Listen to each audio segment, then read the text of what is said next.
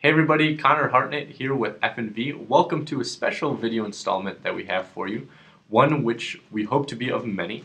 The premise of it is we will sit down with a cinematographer who has utilized our lights on one of their sets, and we'll talk about how they use them. Maybe they'll show us some lighting diagrams, and then perhaps they'll share some tips and tricks so that everybody can improve. Today we're going to start with my buddy Tom Banks. He's a commercial and music video cinematographer out in LA. The music video we are going to be covering for this shoot is for a band called Purity Ring, and the song is called Fineshrine. So before we give him a ring, here is a look at the music video.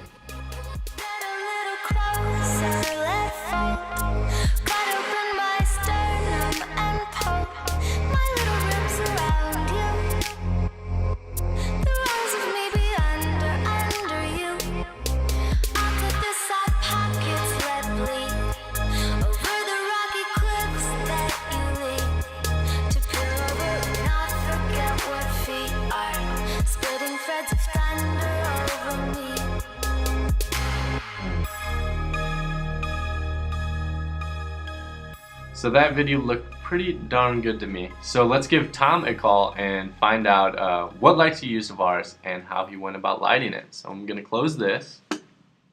Let's give him a ring. Hello, Mr. Banks. How's it going? Good. How are you doing? Doing well. Doing well. All right. So today, what is the project that we're talking about? I guess we're going to be talking about Purity Ring, Fineshrine, which is a music video I did for these directors called Young Replicant. Two guys, and really talented guys, and they're very visually oriented, so they always, we always come up with something really cool to shoot. If you look at the video, it's a lot of natural light, or it's meant to look unlit, but there's definitely some lighting going on behind the scenes. Mm-hmm. Whenever we were seeing in the apartment location, we had the windows providing like most of the natural light, and then whenever we weren't seeing the windows, we were somehow supplementing those with our lighting package. So you were relying mostly on the window as kind of a key, and then but either when you had a supplement or maybe a kicker, you were using the F&V lights. Yeah, exactly. For our lighting package, we had two 4-foot 4-bank Kino flows that we used daylight tubes on, and then our F&V lighting was the 1x1 LED, the X300, mm-hmm. and we had two of the smaller units, the Cole L5 and the L15. Yeah, and just to inform the audience real quick, don't mean to interrupt. So Cole is a company that we're helping launch a new line of lights, and they have some really cool, very compact portable lights.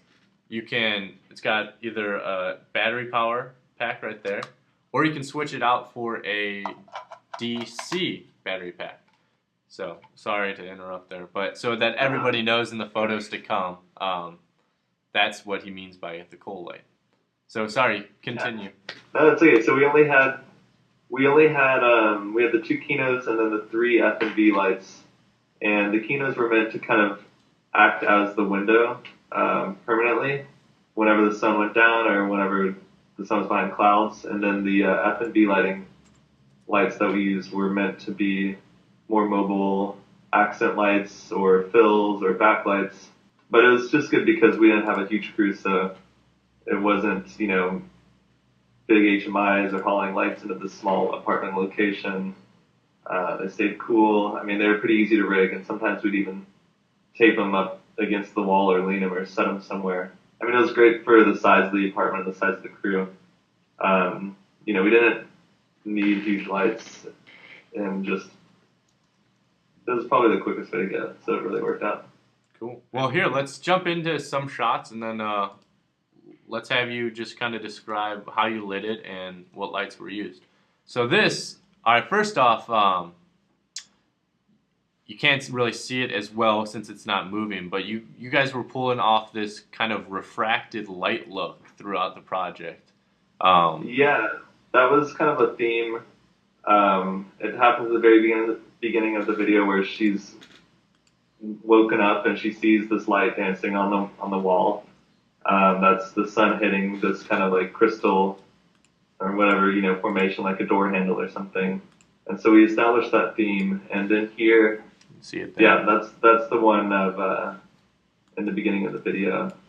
And then in the bathroom, it plays as a kind of series of like bounces of light off the mirror, and it catches her eye and hits her an eye, and she looks up and sees it. And so we used the L5 to create that effect.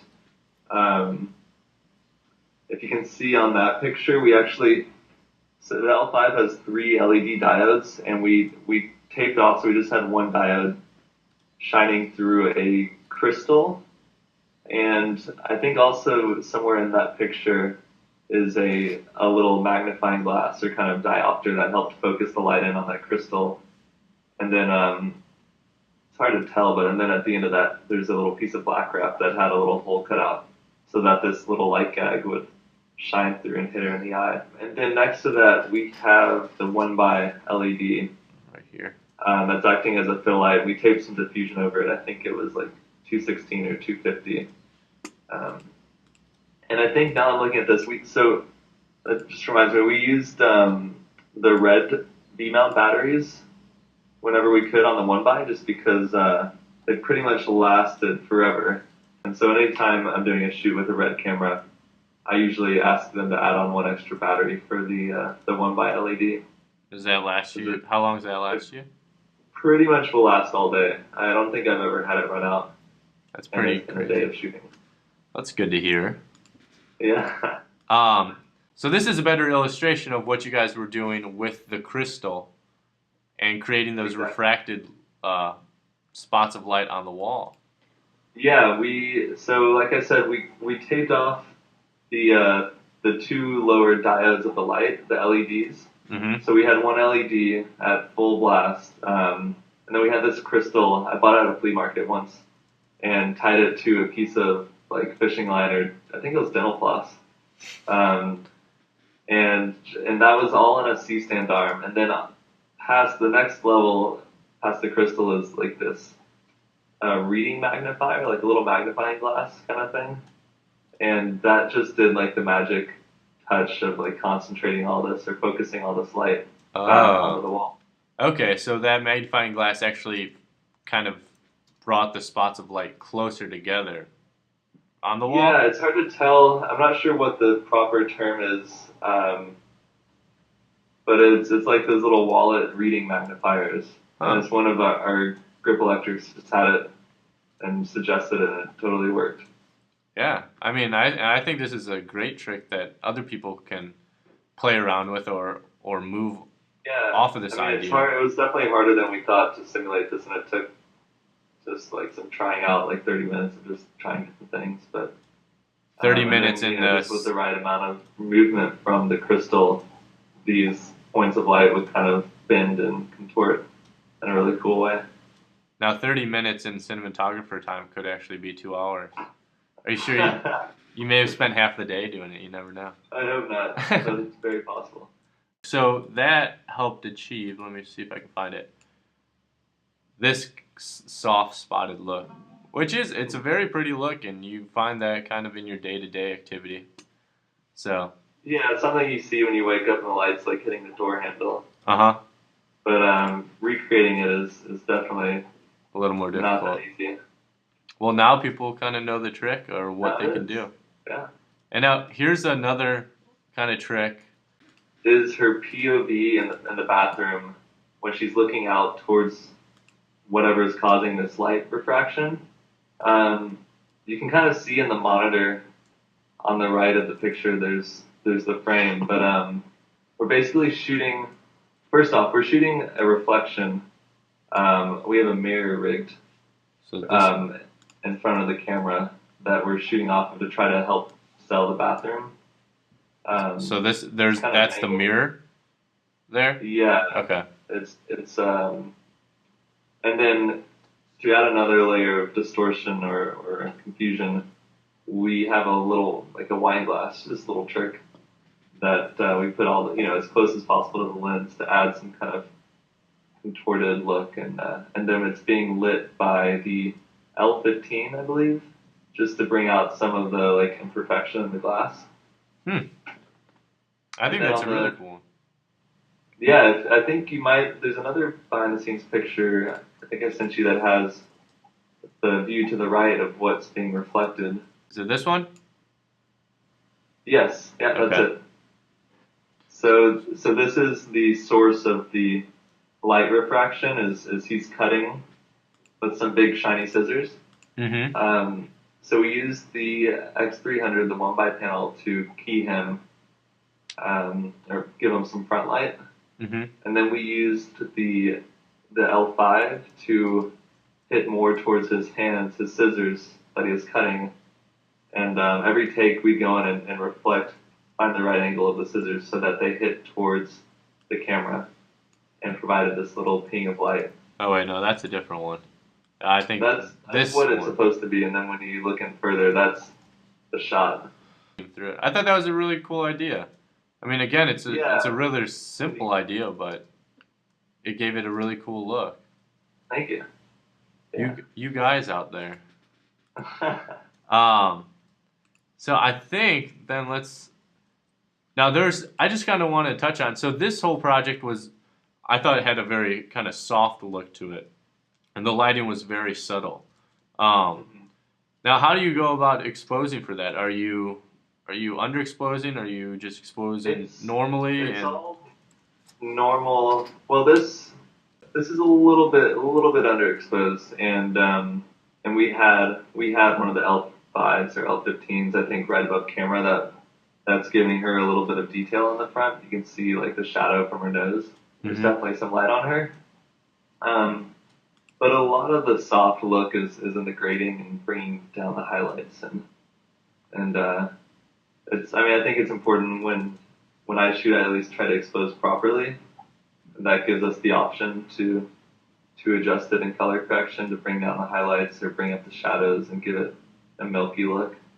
This was on Epic, and it gives you a pretty good display. Yeah, so you never obviously never want it to clip past the highlights, and then even I think the Epic has the indicators whenever each channel clips, so it does a pretty good job. And that right there, that's a pretty healthy histogram. Could be maybe a little bit underexposed, but it looks good on the monitor too. So it's important to keep the mountain range in between the shadows and the highlights. and the left side is your Left side is shadows, and shadows. then the right side are the highlights. Okay, gotcha. So everybody knows. And then I think just kind of the last one. So on this shot, is this just the X300 you got going, or how did you light Yeah, this I mean one? it's meant to. She's basically in the bed, and there's the window that's supposed to be behind her, kind of off to the right of the frame, and and of course, like going along with that really dreamy backlit look, we put the X300 just off frame and exposed, a little bit more for the shadows, so it blew out. It was a little bit harder, overexposed, I think I and found the photo. So this was a different yeah, version, and then you guys kind of that's took it the off. same. Yeah, same rough setup, and we tried two variations. One where the light was in frame, kind of like the previous, like the bathroom shot, and Mm-hmm. then one where the light was out of frame, just as a safety. So they chose to go with the safer version of this. Okay, great. And then I think I always like this one. I think you can actually see the panel in her eye. Yeah, this was we were doing a lot of macro work, and again, like with these eye shots, you really need to get a lot of light in there, and you also get a really cool reflection off of that. So we used the X300 just kind of right over her eye And it, to fill it in, and you see that reflection, the square in her eye. now on the lights, so on this shot, so this is that shot of her being backlit. Are you guys have any fill off to the side, or are you just exposing for the shadows? I think I think it's just all balanced. I mean, we were shooting in a white apartment, Mm-hmm. and even like you can see a little bit of the walls. So anytime like the light was up that bright, it just bounced around and filled in nicely. And it kind of went with it was kind of consistent with the contrast of the whole video as far as having that one source from, backlit shining and just exposing a little bit more for the shadows. Well, cool. I think that kind of touches on all of them. I mean, I think this is a really cool video, and for everybody, there will be a link after this or after this video below that you can go check it out. I showed you a little bit before we started our conversation with Tom. And if you guys have any further questions, you can write us through the website, and then maybe I'll be able to pass them on to Tom, and maybe he'll help us out. But he's a very busy man. He was just in Malaysia, I believe, doing shooting one of your favorite artists. Yeah, that was a few weeks ago. Who is your favorite artist? Who was that My artist? favorite? It was not my favorite, but it was Justin Bieber. Hey, do you have the fever? Yeah. Oh, hey, there we go. Well, perfect. Well, thanks, Tom, for talking about this project with us. And do you have any closing thoughts about it? I'm just looking forward to more uses. I'm sure we'll do some more of these and, different applications of the lights in different ways. They come in handy. Yeah, and I think this is definitely just one of many, styles. Sure. Videos or commercial. Cool. Well, yeah, we're looking forward to seeing how you use the FMV stuff, and then also kind of with those tricks and lighting gags. I think everybody kind of finds those interesting. I'll try to think of some new ones for next time. Yeah. So you better. But all right. Well, I thank you for meeting with us, and then we will just talk with you later. You guys. All right. If you have any questions. All right. Sounds good. Thanks, man. Okay. Bye. Yeah. Bye. So that wraps it up for this video installment. We thank Tom for checking in with us, and we thank Tom for all the great photos and content that he sent our way utilizing our lights. And we hope that you walked away with a good piece of knowledge, not only how to better utilize your FMV product, but also maybe take one of those lighting gags away and try to reinvent it for yourself or utilize it in one of your projects. So we hope you enjoyed it. We thank Tom again, and I will see you next time. Bye-bye.